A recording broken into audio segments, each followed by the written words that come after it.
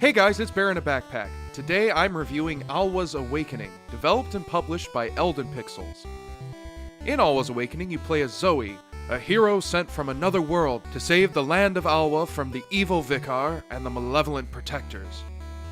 Alwa's Awakening is an NES-inspired 2D side-scrolling action platformer, and in my opinion, it's pretty true to form for a variety of reasons.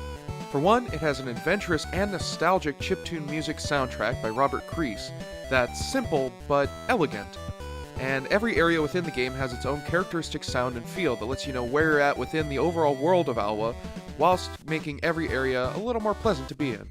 2, it has a variety of difficulties of platforming included within the game, from just getting around the level in general to having to very precisely thread the needle in order to get through later portions of the game, to avoid traps or what have you.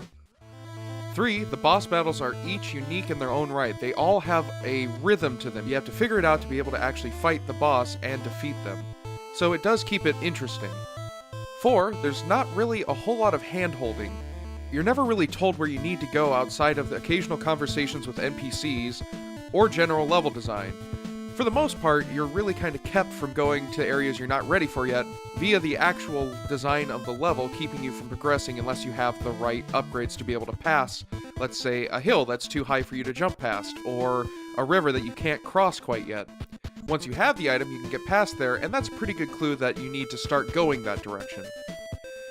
For Alwa's Awakening, exploration is key. With 400 plus rooms to discover, taking your time to explore every single one of them is a big part of the game, leading to upgrades, secrets, and just general progress through the game. And finally, for the no hand-holding part, there's really no lengthy tutorial section, so you're kind of just dropped into the game and have to figure it out as you go. And finally, the reason I think it's fairly true to form for old NES platformer games, it is checkpoint save only. So really saving early and often is a big part of it.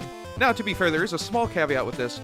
If you are picking up like items or things of that nature, those will be saved. But in terms of like where you respawn, you will respawn back at that checkpoint. So what this means is if you die 30 rooms away from where you saved, you're going all the way back 30 rooms ago, and you're going to have to get all the way back to where you were. So definitely make sure to locate the save points and use them.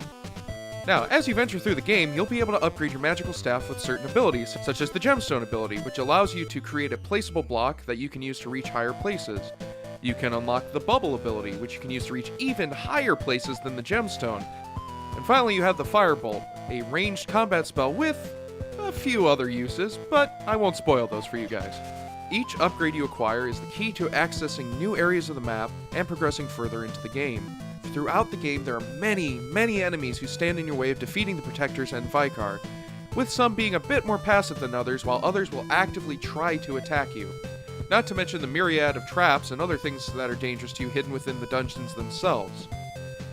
Now, while you're traversing the land, keep your eyes peeled at all times, as secrets are scattered all throughout the world of Alwa.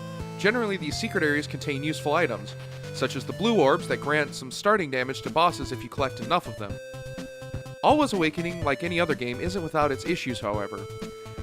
Since there's not really a real tutorial section, they don't really go over the controls, so it might take a couple of seconds of hitting keys on your keyboard to figure out how to move, attack, jump, etc. Or in my case, figure out how to advance past literally the first conversation in the game. Though most secrets are hinted at contextually within the design of the rooms, some can be quite difficult to find.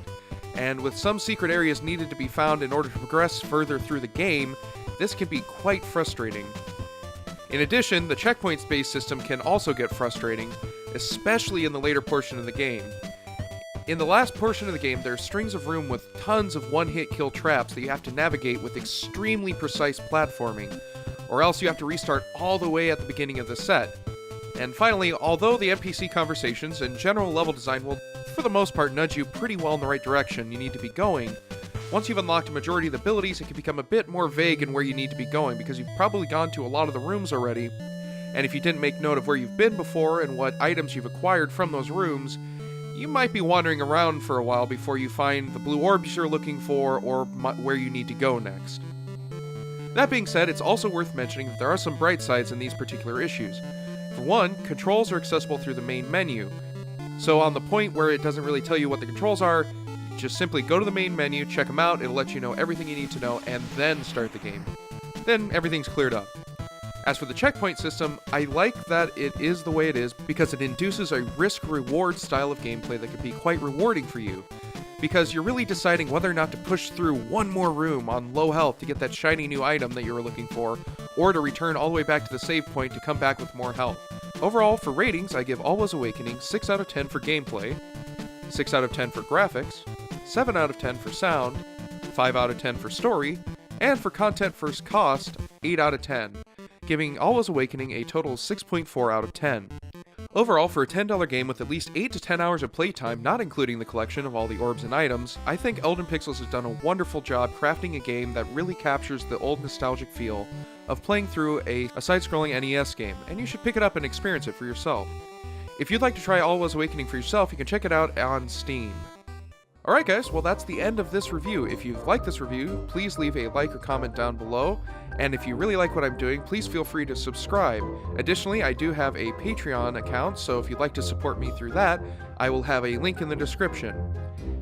Thanks for watching, and see you guys next time.